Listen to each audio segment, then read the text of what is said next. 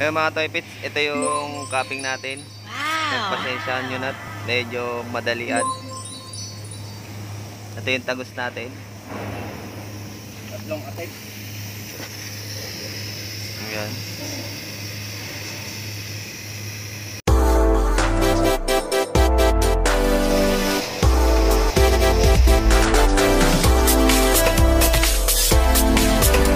Enjoy nyo lang po yung view ng Japan.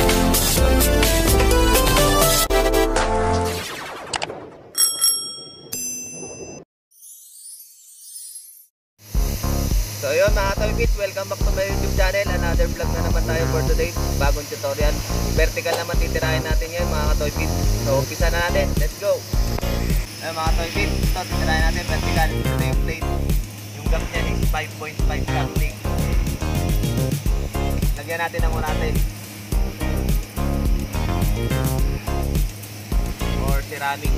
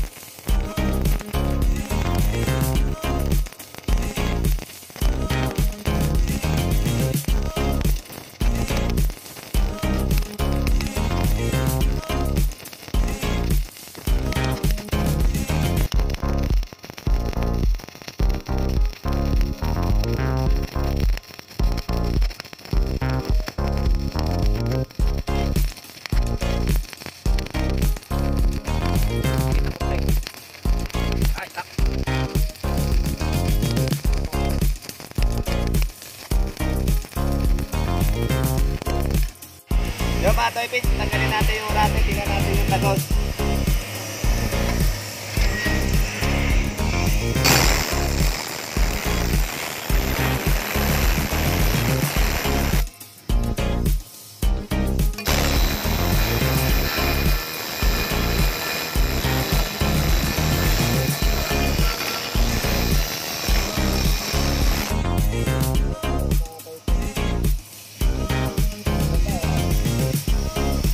Yung tagos mga toy pits, vertical natin. Mag-aartok naman tayo ngayon.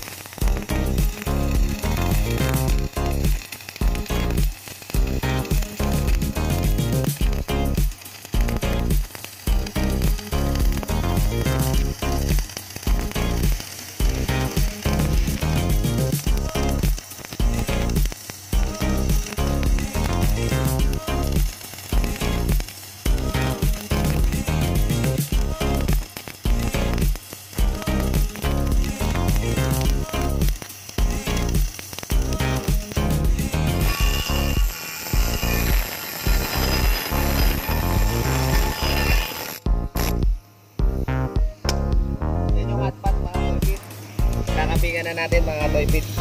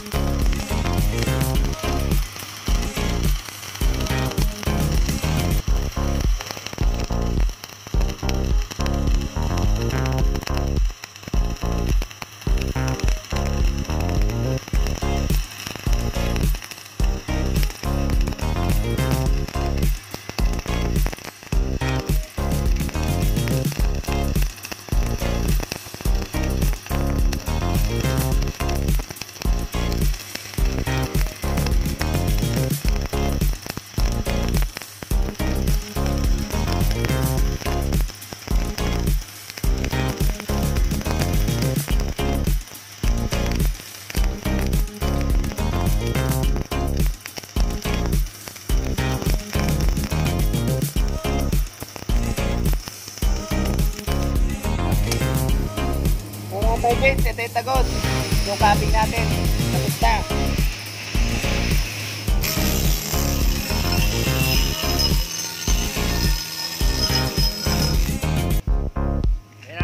Yan ang capping niya mga ka-Toy Pits. Ito yung tagos.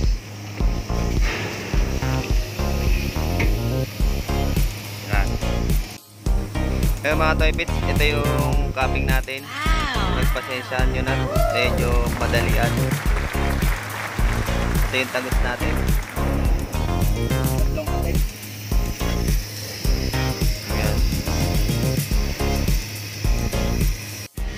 Ayan. Mga ka-Toy Pits, hanggang dito na lang. Dito ko natatapusin itong vlog na to. Sana may natutunan kayo.